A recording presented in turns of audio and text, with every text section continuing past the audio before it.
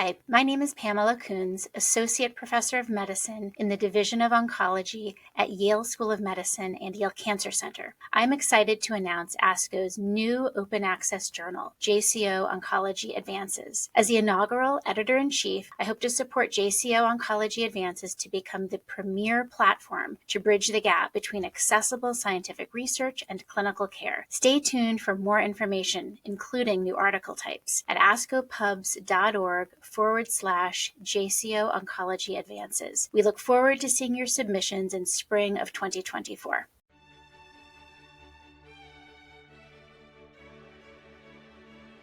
This JCO podcast provides observations and commentary on the JCO article, Medical Oncologists' Beliefs, Practices, and Knowledge Regarding Marijuana Use Therapeutically, a nationally representative survey study by Braun and colleagues. My name is Kimberson Tanco, and I am an assistant professor at the University of Texas MD Anderson Cancer Center in Houston, Texas. I am a palliative medicine physician.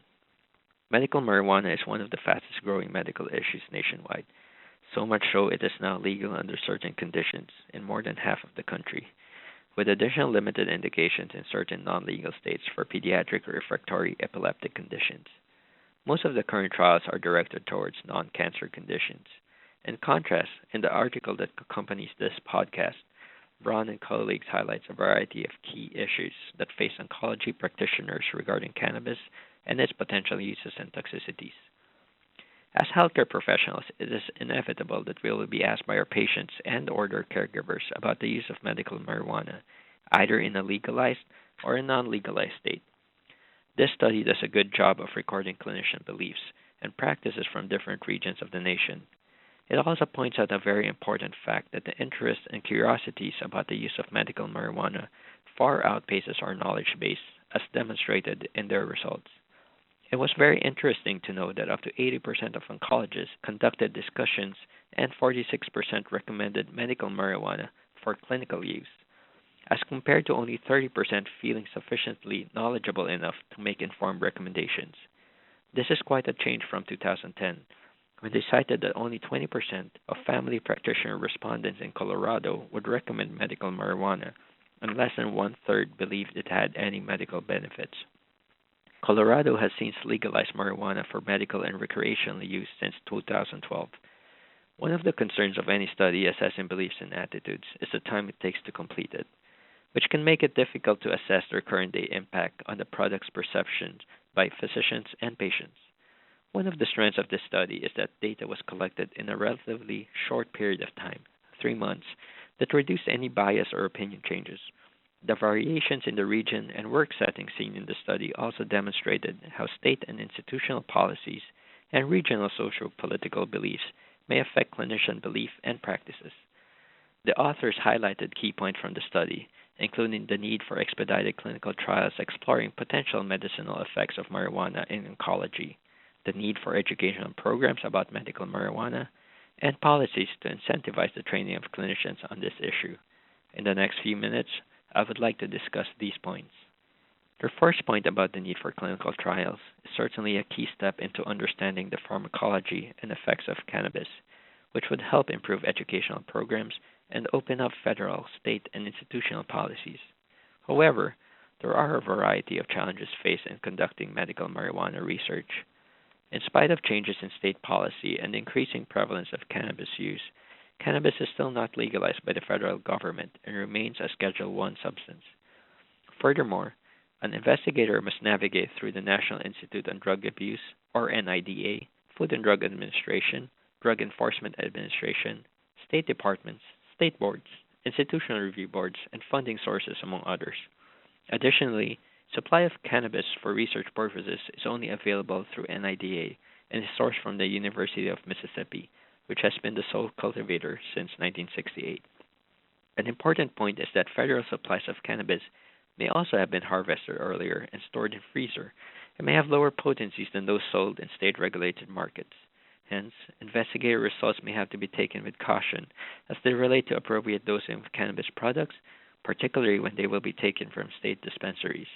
Additionally, there are drug delivery challenges in inhalation, vaporization, or ingestion, as well as what the author perfectly described as entourage effects, and where the effect may be different after administering the whole plant versus isolated cannabinoids. On the other hand, as a benefit of conducting more standardized trials, we can also compare through head-to-head trials the benefits and toxicities against currently available oral cannabinoids such as dronabinol and nabilone. The study also demonstrated that oncologists believe that medical marijuana can be beneficial for certain symptoms like anorexia, nausea, and anxiety. Standardized trials would allow us to discover and outline indications, dosages, and mode of delivery, and more for these symptoms that plague cancer patients. The second key point is about improving educational programs, and is reflected by the results of the study, showing only 30% of oncologists feel that they have sufficient knowledge regarding cannabis. In my personal experience, I have been noticing increasing sessions about medical marijuana in various national conferences. Although this is good to see, educational access needs to spread faster and broader. Key concepts, including pharmacology, potential uses, adverse effects, and drug interactions, should be continued into local, institutional, and even into medical school level. While there was no consensus by respondents regarding the comparative effectiveness of marijuana as a treatment for pain, majority supported using it as an adjunct to standard pain management strategies, which is an especially relevant issue in the setting of an opioid crisis. Cannabinoids may have inhibitory activity in certain cytochrome enzymes and glycopeptides. For example, it has potential inhibitory activity on CYP2D6 and CYP3A enzymes while inducing CYP2E1. These activities may affect levels of certain opioids such as fentanyl, methadone, and other drugs like anesthetic agents. It may also have potential inhibitory activity to P-glycoprotein, which may increase drug levels of certain agents like paclitaxel and etoposide. Further research is needed to be able to better understand these interactions. A key finding this study demonstrated is the perception of oncologists that medical marijuana has a lower risk than opioids for addiction, overdose, and death. With the ongoing opioid epidemic, similar to any national movements or epidemics, there is a natural trend to react and use other substances over opioids, which is still the gold standard for cancer pain treatment. Recent studies have shown decreases in opioid prescribing rates in states that legalized marijuana use. One wonders if the national and media scrutiny of the dangers of opioid use coupled with the increased excitement over the potential uses of marijuana downplay any of its potential adverse effects.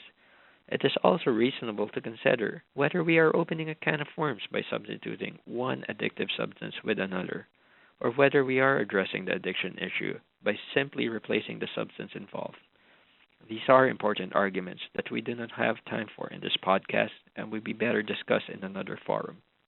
The third key point is development of policies. Statewide, we have seen increasing legislation to legalize cannabis not only for medical use, but also for recreational purposes. Unfortunately, even in legalized states, several institutions do not have policies and guidelines that deal with this issue. Clinicians are left to make medical decisions regarding patients using cannabis by themselves or try to deflect the topic altogether. The debate of medical marijuana is only starting. Clinical trials are needed to better understand its pharmacology, to arm oncologists and other clinicians to better care for their patients. As the public perception of cannabis has blossomed over recent years and state-regulated dispensaries have provided medical marijuana to patients, the medical field has an opportunity to learn from what can already be observed and advance this into more standardized and scientific testing. This concludes this JCO podcast. Thank you for listening. For more original research, editorials, and review articles, please visit us online at jco.org. This production is copyrighted to the American Society of Clinical Oncology. Thank you for listening.